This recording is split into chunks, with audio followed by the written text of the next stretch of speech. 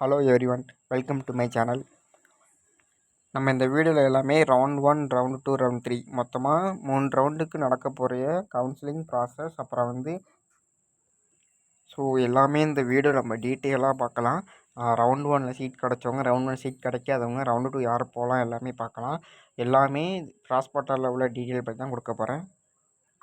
நீங்கள் இப்போ ரவுண்ட் 1ல் நீங்கள் பார்ட்டிசிபேட் பண்ணி சீட் கிடச்சிருச்சுன்னா நீங்கள் ஃப்ரீ எக்ஸிட்ங்கிறது பண்ணலாம். ஃபஸ்ட்டு ஃப்ரீ எக்ஸிட் அப்படின்னு என்னென்னு பார்த்தீங்கன்னா, எனக்கு சீட் கிடச்சிருச்சு ஆனால் எனக்கு பிடிக்கலன்னா நீங்கள் ஜாயின் பண்ணாமல் விட்டாலே அது ஃப்ரீ எக்ஸிட் ஆகிரும்.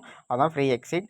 ஒருவேளை நான் ஜாயின் பண்ணி, அதாவது சீட் கிடச்சிருச்சு, நான் போய் காலேஜில் அட்மிஷன் போட்டேன், இருந்தால் எனக்கு பிடிக்கலனா நீங்கள் ரிசைன் பண்ணலாம். அதாவது அதுக்கு ரிசைன் பண்ணுறதுக்கு குறிப்பிட்ட டைம் கிடையாது ஃபஸ்ட் ரவுண்டில்.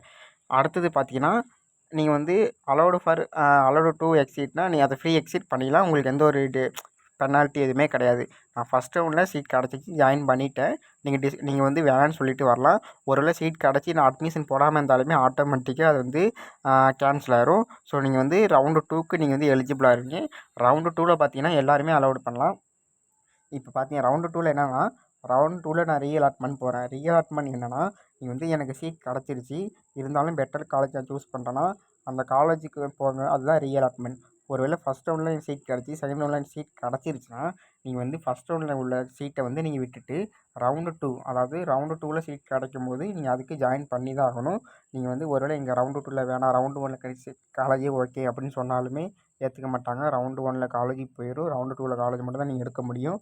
ஸோ அதுதான் ரீஅலாட்மெண்ட்டாக இருக்கும். ஸோ இதில் ஃப்ரீ எக்ஸிட் இதுலேயுமே உண்டு. ஒருவேளை சீட் ரவுண்டு 2வில் சீட் கிடச்சிருச்சுன்னா, நான் இப்போ ரவுண்டு 1ல் சீட் கிடைக்கல, ரவுண்டு 2வில் சீட் கிடச்சிச்சின்னா எனக்கு ஓகேனா நீங்கள் ஜாயின் பண்ணிக்கலாம். ஜாயின் பண்ணிவிட்டு நீங்கள் ரிசைன்மெண்ட் பண்ணிங்கன்னா அவங்க கொடுக்குற டைமுக்குள்ளே நீங்கள் ரிசைன் பண்ணிடணும்.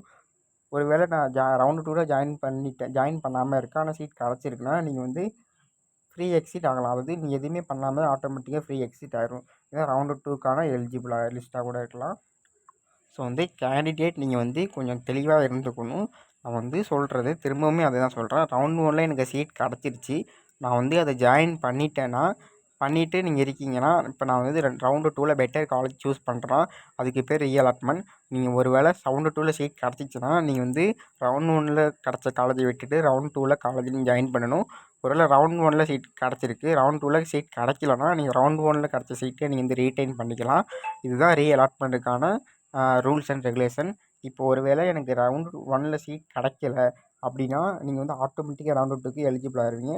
ஒருவேளை ரவுண்ட் 1ல் சீட் கிடச்சிச்சு, எனக்கு அந்த காலேஜ் பிடிக்கல அப்படின்னா நீங்கள் ஜாயினே பண்ணனா அது ஃப்ரீ எக்ஸிட் ஆகி விட்டுடலாம். இதுதான் ஃப்ரீ எக்ஸிட்ங்கிறது. இதுலேயுமே அதான் கொடுத்துருக்காங்க. நான் அலாட்மெண்ட் ஜாயின் பண்ணிங்கன்னா, அதாவது உங்களுக்கு ஃபீஸுங்கிறது எங்கே உங்கள் பெனால்ட்டி கட்டணும்னா எம்பிபிஎஸ், பிடிஎஸ் போன்ற கவுன்சிலிங் போனால் தான் ரவுண்டு 3யில் நீங்கள் இப்போ ரவுண்டு 2 வரைக்குமே ஃப்ரீ எக்ஸிட்ங்கிறது கிடக்கு. இப்போ ஒரு வேளை நீங்கள் ரவுண்டு 3யில் நீங்கள் இப்போ ரவுண்டு 2 முடிஞ்சிருச்சக்கப்புறம் ரவுண்ட் 3 யார் பார்ட்டிசிபேட் பண்ணுங்கிறது நான் நெக்ஸ்ட் வீடியோவில் போகிறேன். இப்போதைக்கு ரவுண்டு 2 வரைக்குமே யார் பார்ட்டிசிபேட் பண்ணலாங்கிறது தெளிவாக நீங்கள் புரிஞ்சுக்கோங்க. அதுதான் ரவுண்ட் 1ல் இப்போ எனக்கு சீட் கிடைக்கலன்னா நீங்கள் ரவுண்டு 2க்கு ஆட்டோமேட்டிக் எலிஜிபிள்.